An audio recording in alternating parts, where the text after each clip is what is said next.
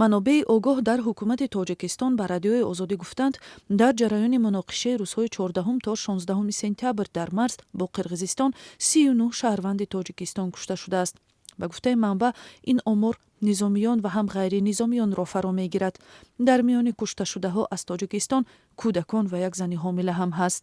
мақомот то ҳол расман нагуфтанд, ки дар даргириҳои ахир аз тарафи тоҷикистон чанд кас куштаву маҷрӯҳ шуд. ҷониби қирғизистон мегӯяд, дар муноқишаи марзӣ аз ин кишвар 24 кас кушта ва беш аз 100 нафар маҷрӯҳ шуданд.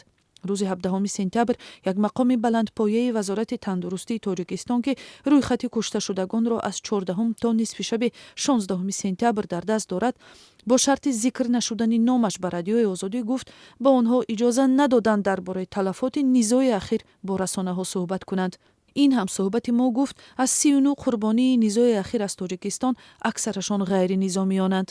як афсари нирӯҳои марзбонии тоҷикистон дар шаҳри Исфара ва 3 сокини маҳаллӣ ба радиои озодӣ гуфтанд, имрӯз 8 кушташударо ба хок супурданд, ки 6 нафари онҳо аъзои як хонавода буданд. дар миёни қурбониёни муноқиша, ки дар Исфара ба хок супурданд, як марзбон ҳам буд.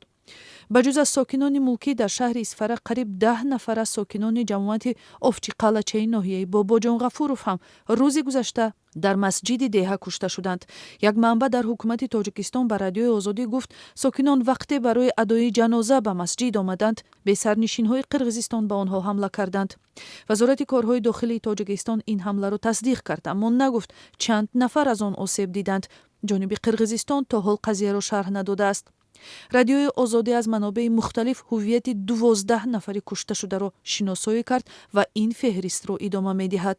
ба гуфтаи мақомоти ҳарду кишвар, бо гузашти 4 рӯз ҳанӯз вазъият дар марзи Тоҷикистону Қирғизистон ба ҳолати муқаррарӣ барнгаштааст. бо вуҷуди оташбас, ҳарду тараф аз тирпаронӣ дар чанд минтақаи марзӣ хабар доданд. нирӯҳои марзбонии Тоҷикистон гуфтанд, низомиёни қирғиз ба чанд идбонгоҳи марзӣ дар шаҳри Исфара ва ноҳияи Лахш ҳамла карданд. ҷониби Қирғизистон мегӯяд, нирӯҳои Тоҷикистон мавқеи сарҳадбонони қирғизро дар чанд деҳа зери оташ гирифтанд. тасдиқи дурустии ҳарфҳои ду тараф феълан мушкил аст. дар ҳамин ҳол Кумитаи байналмилалии Салиби Сурх аз Тоҷикистону Қирғизистон тақозо кардааст, ки ба талафоти аҳолии мулкӣ роҳ надиҳанд ва миёни низомиёну сокинони мулкӣ тафовут гузоранд.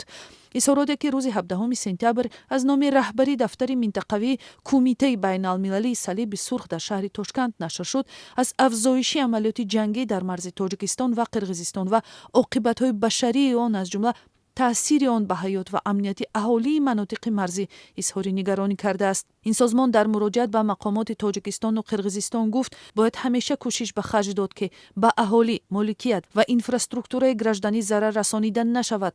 кормандони тиб ва муассисаҳои тиббие, ки ба онҳо танҳо ӯҳдадориҳои кӯмаки тиббӣ гузошта шудаанд, бояд дар ҳама ҳолатҳо эҳтиром ва ҳифз карда шаванд. истифодаи аслиҳае, ки табиатан табъиз аст, манъ аст.